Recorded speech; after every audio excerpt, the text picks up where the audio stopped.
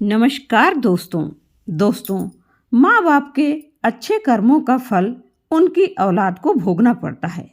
यह बात कहाँ तक सही है? चलिए इस कहानी के माध्यम से जानते हैं। मनुष्य को खुद के अच्छे और बुरे कर्मों का फल तो उन्हें भोगना ही पड़ता है तथा माँ बाप के द्वारा किए गए कर्मों का फल भी उन्हें भोगना ही पड़ता है। गांव से कुछ दूर पर महात्मा बुद्ध अपने आश्रम में कुछ शिष्यों के साथ रहते थे। एक दिन एक शिष्य ने अपने गुरु से पूछा कि गुरुजी, क्या माँ बाप के अच्छे और बुरे कर्मों का फल उनके पुत्र को भोगना पड़ता है? तभी महात्मा बुद्ध ने अपने शिष्य से कहा, वत्स, अवश्य ही भोगना पड़ता है। आज हम आपको एक प्राचीन समय की बहुत ही महत्वपूर्ण कथा के माध्यम से बताएंगे, जिसे सुनने के बाद आपको पता चल जाएगा कि कैसे माँ बाप के पुण्य कर्मों का फल और बुरे कर्मों का फल उनकी औलाद को मिलती है या भोगना पड़ता है। दोस्तों, फिर महात्मा बुद्ध ने कथा को प्रारंभ किया और कहते हैं, प्राचीन काल की बात है। एक गांव में एक किसान रहता था। वह किसान बहुत ही गरीब था। किसी तरह से मेहनत और मजदूरी करके अपने घर का खर्च चलाता था। उसे मजदूरी में दिन भर काम करने के बाद 50 रुपए मिलते थे। उसमें से वह 25 रुपए नित्य दान करता और 25 रुपए से अपने परिवार का पालन पोषण करता था। इस तरह से करते हुए कुछ समय बीत गया और उसके बाद उसके 2 पुत्र हुए। अब उस किसान के परिवार में कुल 4 सदस्य हो गए, 2 पति पत्नी और उसके 2 जुड़वा लड़के। धीरे धीरे उनके पालन पोषण में किसान को समस्या होने लगी, क्योंकि इधर दिन ब दिन महंगाई बढ़ती जा रही थी। एक दिन की बात है, किसान के लड़के ने अपने पिताजी से कहा कि पिताजी, आप दिन भर का 50 रुपए कमाते हैं, जिसमें से 25 रुपए दान कर देते हैं और 25 रुपए में हम अपना गुजारा कैसे कर पाएंगे? किसान को चुप देखकर उसकी पत्नी ने कहा कि नहीं बेटा, ऐसी कोई बात नहीं है।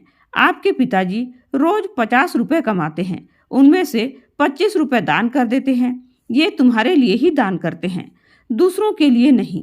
लेकिन वे दोनों लड़के इस बात को नहीं समझते थे, क्योंकि वे दोनों नन्हे बालक थे। फिर इसी तरह से कुछ समय बीतता गया और किसान के दोनों लड़के धीरे धीरे बड़े होने लगे। इधर किसान की एक दिन काम करके घर आते समय कार से टकराकर मृत्यु हो जाती है। जब किसान की पत्नी और उसके दोनों लड़कों को पिता की मृत्यु की खबर मिली तो उनको बड़ा दुख हुआ। एक दिन किसान के दोनों लड़कों ने अपनी माँ से पूछा कि माताजी, हमारे पिताजी कहाँ चले गए? किसान की पत्नी ने कहा कि बेटे, तुम्हारे पिताजी हम सबको छोड़कर यमराज जी के पास चले गए हैं। जब तुम्हारे पिताजी थे तो रोजाना 50 रुपए कमाते थे और 25 रुपए की बचत करते थे। हमारा पालन पोषण उन्हीं रुपयों में से करते थे और बाकी वह दान कर देते थे। अब हमारा पालन पोषण कैसे होगा? कैसे हमारा पेट भरेगा? माँ ने अपने दोनों बच्चों से कहा, पुत्रों, जिस घर में गरीबी होती है उसका कोई सहायक नहीं होता। उससे सभी दूर भागने लगते हैं सिवाय ईश्वर के, क्योंकि हम गरीबों के सहायक सिर्फ ईश्वर होते हैं। बेटों ने अपनी माँ से कहा कि माँ, ऐसा मत सोचिए, हम दोनों भाई यमराज जी के पास जाएंगे और अपने पिता को लेकर आएंगे, क्योंकि हमने सुना है ईश्वर बड़े दयालु होते हैं। हमारे दुखों को देखकर हमारे ऊपर उन्हें अवश्य दया आएगी और वो हमारे पिताजी को हमारे साथ अवश्य ही भेज देंगे। बच्चों की बातों पर उनकी माँ उतना ध्यान नहीं देती है। एक दिन की बात है, किसान की पत्नी अपने दोनों लड़कों को घर में छोड़कर गांव में किसी काम के लिए चली गई और उधर उसके दोनों लड़के, दोनों भाई आपस में सोचने लगे, क्यों ना हम यमपुरी में यमराज जी के पास चलें और अपने पिताजी को वापस लेकर आएं। ऐसा सोचकर अपने पिताजी को लाने के लिए वे दोनों भाई अपने घर से चल देते हैं। उन दोनों भाइयों को चलते चलते काफी समय बीत गया। उसी समय उनको थकान का अनुभव हुआ और दोनों भाई एक बहुत विशाल बरगद के पेड़ को देखकर उसकी छाया में आकर खड़े हो गए। दोनों भाइयों ने सोचा कि बरगद के इस पेड़ की छाया में थोड़ा सा विश्राम करते हैं, फिर दोनों भाई उसी बरगद के पेड़ के नीचे बैठकर विश्राम करने लगते हैं। तभी उस बरगद के पेड़ ने इंसान की आवाज में कहा कि बच्चों, तुम लोग कौन हो और कहाँ जा रहे हो? मेरी छाया में आज तक तुम्हारे जैसे कोमल बालक नहीं बैठे हैं। फिर उन दोनों बच्चों ने कहा कि हम किसान के बेटे हैं और अपने पिताजी को लाने के लिए यमपुरी में यमराज जी के पास जा रहे हैं। उस बरगद के पेड़ ने उन बच्चों की बात सुनी तो वह पेड़ बोला कि पुत्रों, तुम मेरे लिए भी यमराज जी से एक प्रश्न पूछकर आना। वह कहने लगा कि मैं वर्षों से यहाँ पर लगा हुआ हूँ, लेकिन मेरा एक भी पत्ता जमीन पर नीचे नहीं गिरता और न ही मेरी डालियाँ कभी सूखी हैं। मैं कितने वर्षों तक और यहाँ खड़ा रहूँगा? मैंने अपने पूर्व जन्म में ऐसा कौन सा पाप किया है जिस कारण से मुझे इस अवतार से मुक्ति नहीं मिल पा रही है? इसका कौन सा कारण है? तब उन दोनों लड़कों ने कहा कि ठीक है, हम यमराज जी से आपका यह प्रश्न जरूर पूछ कर आएंगे। फिर इतना कहकर वे दोनों बालक वहां से आगे चले जाते हैं। चलते चलते रास्ते में उन्हें एक बहुत ही भयानक बड़ा सा भालू मिल गया।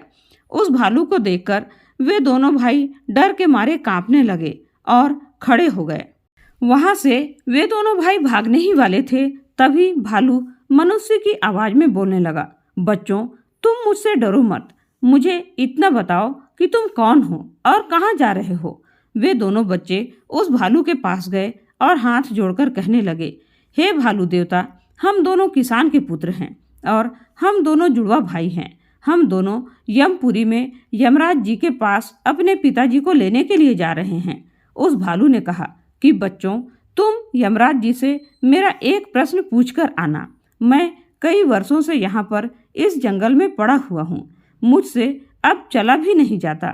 मेरे शरीर में इतनी जान नहीं है कि मैं थोड़ा सा भी चल फिर सकूं।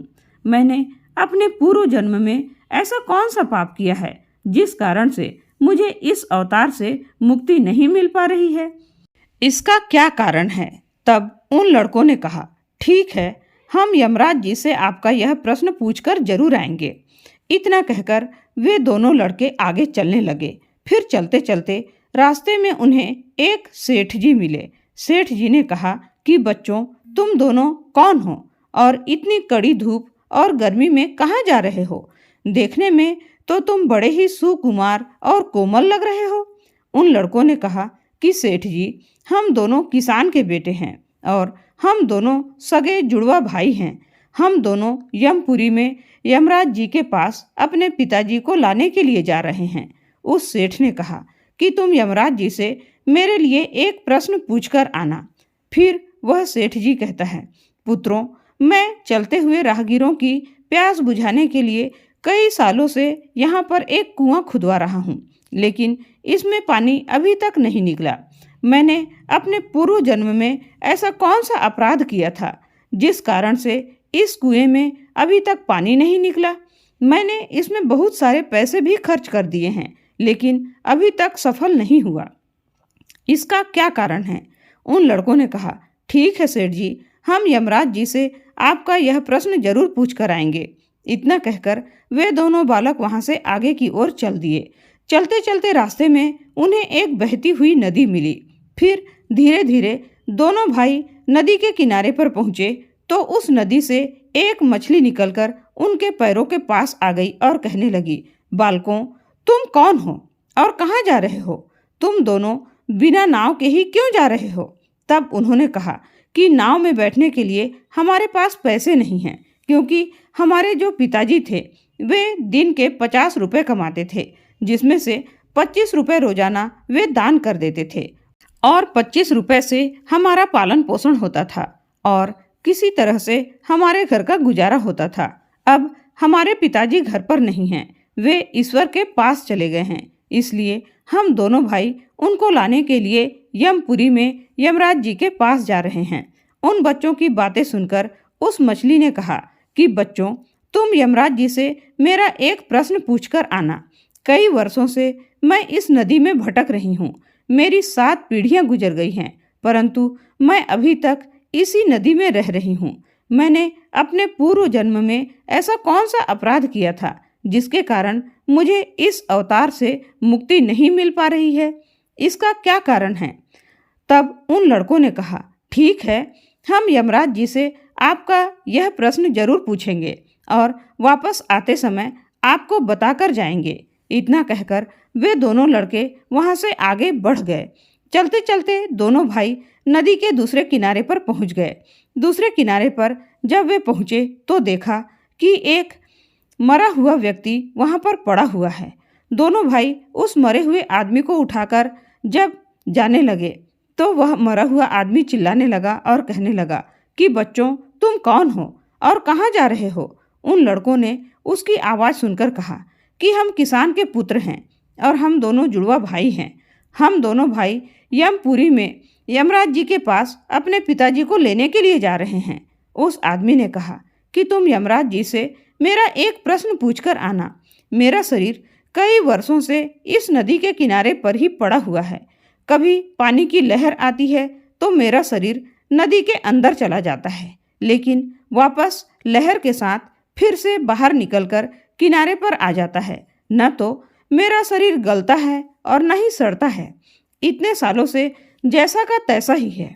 मैंने अपने पूर्व जन्म में ऐसा कौन सा पाप किया था जिसके कारण मुझे इस शरीर से मुक्ति नहीं मिल पा रही है?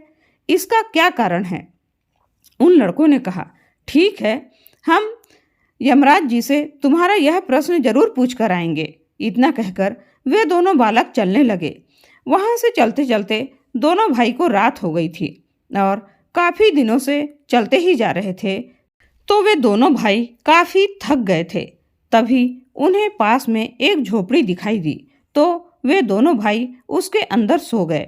सुबह जब आंखें खुली तो वे यमपुरी में यमराज जी के पास पहुंच गए।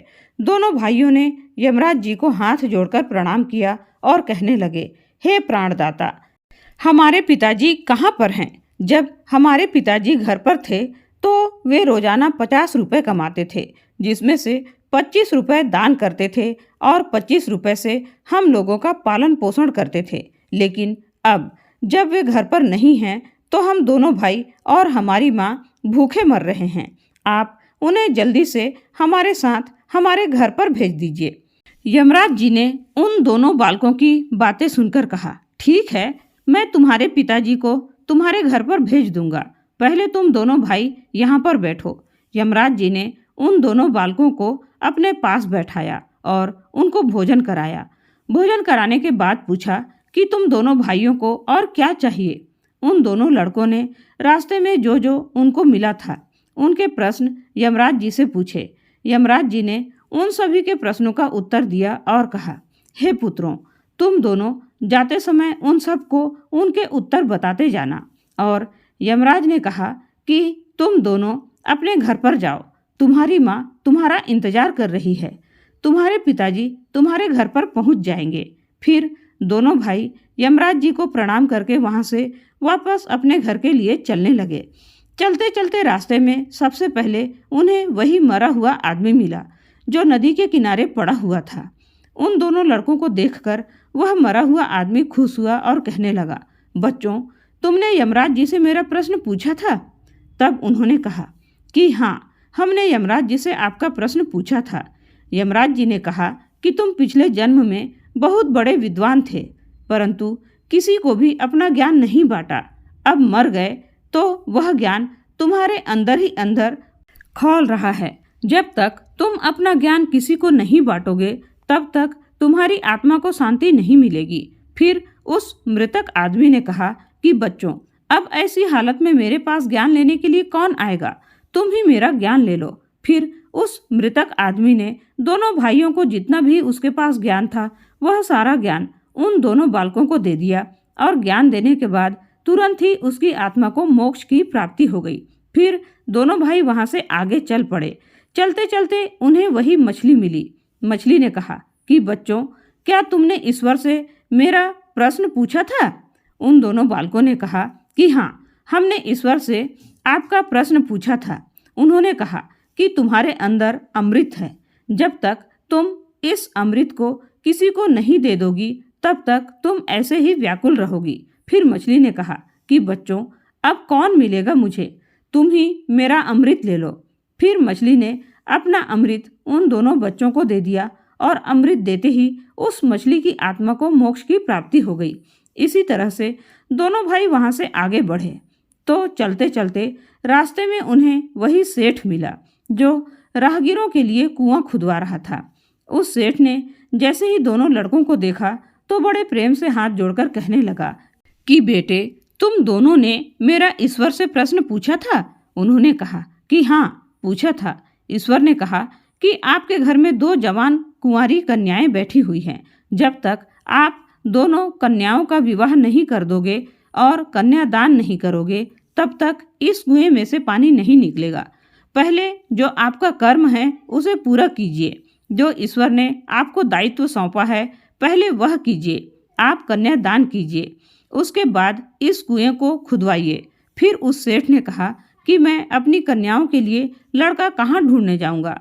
तुम दोनों मुझे बहुत ही सीधे स्वभाव के दिख रहे हो और सुंदर भी हो, देखने में एक जैसे दिख रहे हो। अब तुम दोनों जवान भी हो गए हो और विवाह के योग्य भी हो, तो बेटा तुम दोनों ही मेरी लड़कियों से विवाह कर लो। फिर उस सेठ ने अपनी दोनों लड़कियों का विवाह उन दोनों लड़कों के साथ करवा दिया। फिर सेठ ने वहां से अपनी दोनों बेटियों को बहुत सारा धन देकर विदा कर दिया। अब दोनों भाइयों को आगे चलते चलते रास्ते में वही भालू मिला। उस भालू ने कहा कि बच्चों, क्या तुमने ईश्वर से मेरा प्रश्न पूछा था? तब उन्होंने कहा, हाँ, पूछा था। ईश्वर ने कहा कि तुम्हारे पास जो एक कीमती हीरा है, तुम उस हीरे को धरती पर नहीं रखते हो और न तुमने कभी किसी को दान दिया है। जब तक तुम इस हीरे का दान नहीं करोगे तब तक तुम्हारा शरीर ऐसे ही बना रहेगा। इस पर भालू ने कहा कि बच्चों, मैं यह हीरा किसको दूं? इस हीरे को तुम ही ले लो। फिर उस भालू ने अपना हीरा उन बच्चों को दे दिया। हीरे को देते ही उसकी आत्मा को मोक्ष की प्राप्ति हो गई। इस तरह से वे दोनों भाई अपनी पत्नियों को लेकर फिर आगे चलने लगे। चलते चलते रास्ते में उन्हें वही बरगद का विशाल पेड़ मिला जिसके नीचे छाया में वे विश्राम करने के लिए बैठे थे।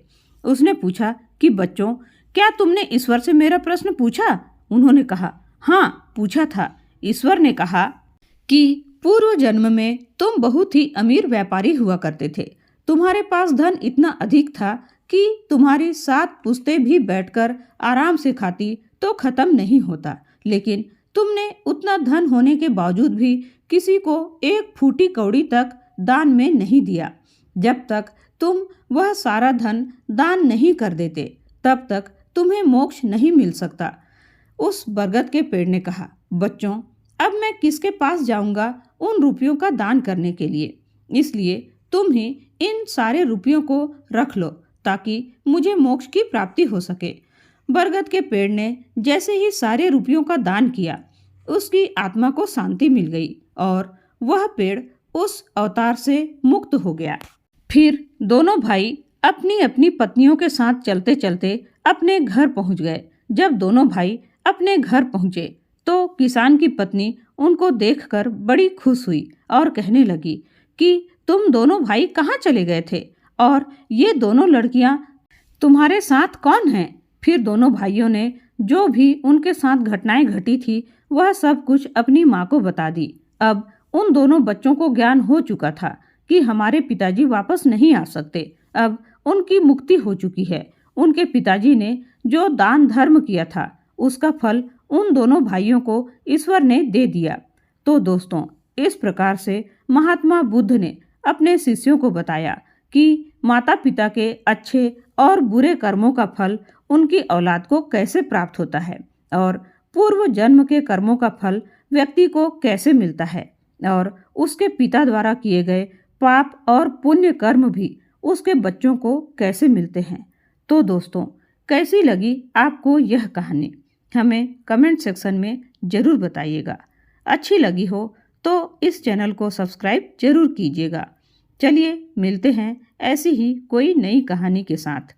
तब तक के आप अपना ध्यान रखिएगा और कहानी को अंत तक सुनने के लिए आपका बहुत बहुत धन्यवाद।